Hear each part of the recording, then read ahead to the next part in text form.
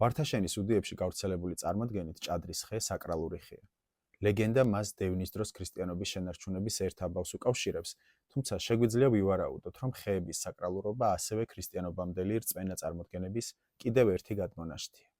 ძაღლისა და ადამიანის მეგობრული ურთიერთობა უხსოვარი დროიდან იწყება.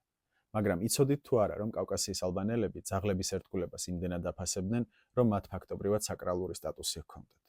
კავკასიის ალბანელთა სახელგანთქმულ ძაღლებზე სხვადასხვა გადმოცემა გვაქვს. ერთ-ერთი ლეგენდის მიხედვით, სწორედ ეს ძაღლები აჩუქეს სპარსეთის წინააღმდეგ მოლაშქრე ალექსანდრე მაკედონელს.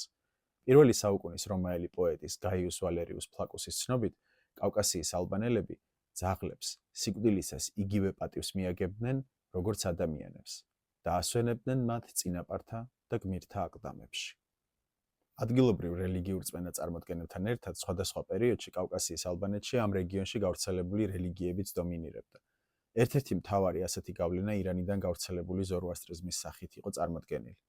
ზოროასტრიზმი ირანის მიერ ხშირად კავკასიის დამორჩილების პროცესში გამოყენებული ერთ-ერთი იარაღი იყო. ამიტომ ზოროასტრიზმსა და ქრისტიანობას შორის გავლენებისთვის ბრძოლა კავკასიის ალბანეთში ქრისტიანობის გავრცელების შემდეგაც გაგრძელდა. და ბოლოს კიდევ ერთი საინტერესო ფაქტი. იცოდით, რომ უდიურში, ისევე როგორც ძველ უდიურში, ანუ კავკასიის ალბანურში, ღმერთის აღნიშნული სიტყვა ბიხაჯუხ ან ბიხაჯუხ პირდაპირ ითარგმნება როგორც ღმერთები და არა ღმერთი.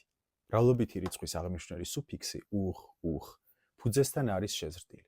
უდიურ ენაში კიდევ რამდენიმე ასეთი სიტყვა, თუმცა საინტერესოა უკავშირდება თუ არა სიტყვა ბიხაჯუხ ქრისტიანობამდელ პერიოდში არსებულ მრავალღმერთიანობის შესახებ გავრცელებულ წარმოდგენებს.